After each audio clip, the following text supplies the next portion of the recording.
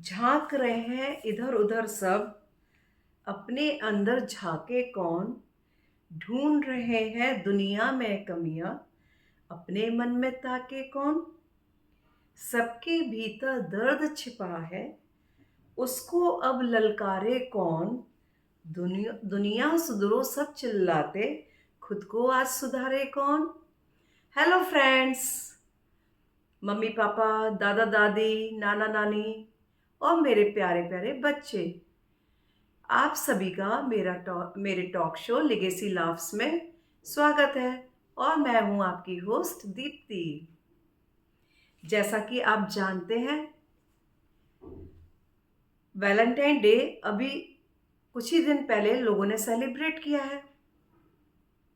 लेकिन क्या आप ये जानते हैं, इस दिन को यदि लोगों ने सच्चाई के साथ सेलिब्रेट किया है तो उसका एहसास वो ज़रूर महसूस कर सकते हैं। इनफैक्ट आज ही नहीं, वो अपनी उम्र के हर पड़ाव पर उस प्यार को महसूस कर सकते हैं, उसको संजो के रख सकते हैं। आज की कहानी कुछ मेरी बड़ी बहन से जुड़ी हुई है। वो मुझसे 5 से 6 साल बड़ी होगी। मुझे याद है, मैं 10th क्लास में थी जब मेरी दीदी की एंगेजमेंट मेरे जिया जी के साथ हुई थी। और एंगेजमेंट से लेकर शादी तक के बीच में 1 साल का समय था। मेरे जिया जी उन्हें रोज एक पत्र लिखकर भेजा करते थे। कभी कभी बीच बीच में दो दो पत्र भी हो जाया करते थे। कभी बीच में छुट्टी हो गई तो पोस्टमैन के पास 3-4 भी पत्र इकट्ठे हो जाते थे। तो कभी एक पत्र आता था एक साथ, कभी 2-3 एक साथ आते थे, but average 1 letter per day ही हो जाता था। और जब वो पहले पोस्टमैन ही लेटर लाया करता था, घर के नीचे हमारी फैक्ट्री थी, तो पोस्टमैन ज़्यादातर उस लेटर को हमारे फादर के पास या हमारे मैनेजर के को ही डिलीवर किया करता था। जब ऐसे ही 4-5 महीने हो गए, एक्चुअली मैं पोस्टमैन भी थोड़ा सा ना अचरज में रहता था कि इतने लेटर आते किसके हैं।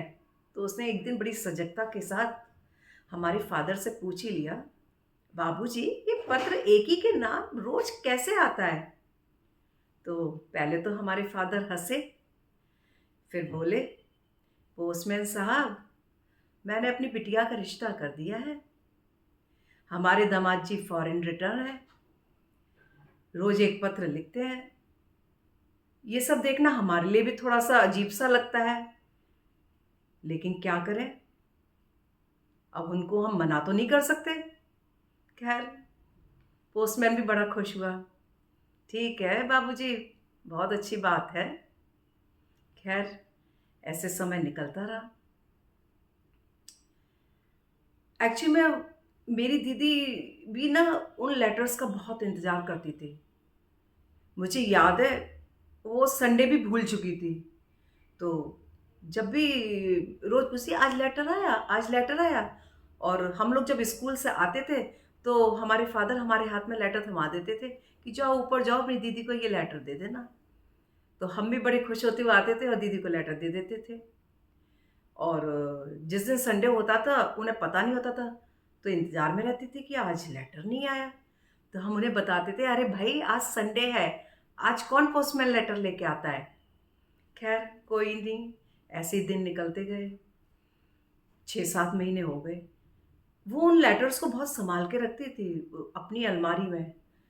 उसकी अलमारी में एक जूट का बैग था, मुझे याद है, उसमें वो लेटर्स बड़े अच्छे से संभाल के रखती थी और उसे लॉक करके रखती थी जिससे हम खोल ना लें उस अलमारी को।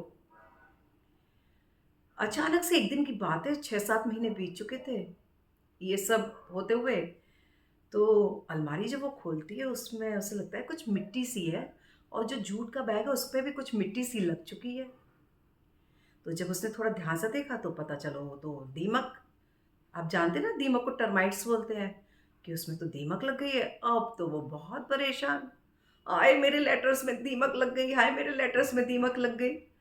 और उसके इस तरह के हाव भाव को देख के मैं और ये मेरे भाई तो बड़े खुश।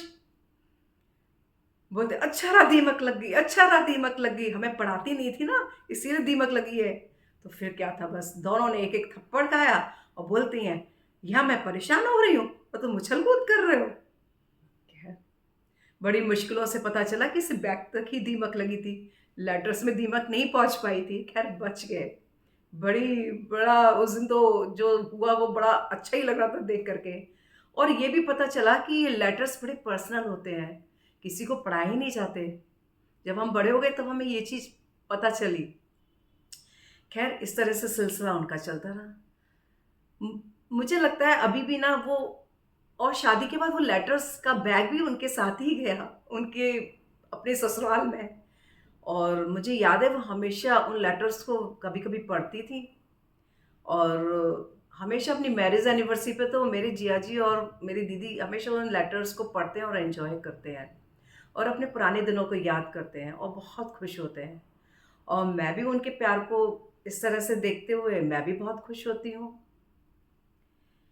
तो मेरी इस कहानी को आज जो भी कोई सुन रहा है, तो मैं भी उम्मीद करती हूँ कि ये प्यार वाली कहानी सुन के सभी लोग अपने अपने रिलेशंस में एक स्ट्रॉन्ग बॉन्ड एस्टैब्लिश करेंगे और उस प्यार को महसूस करेंगे।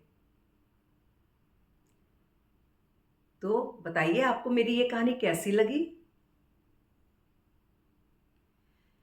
तो अगर आप इसी तरह से मेरी अच्छी अच्छी कहानियाँ सुनना चाहते हैं तो मेरे चैनल को लेगेसी लाफ्स को लाइक शेयर और सब्सक्राइब कीजिए। और नीचे कमेंट बॉक्स में लिख के बताइए कि आपको ये कहानी कैसी लगी और आप किस तरह की कहानियाँ सुनना चाहते हैं। Okay, bye bye, thank you, God bless you all.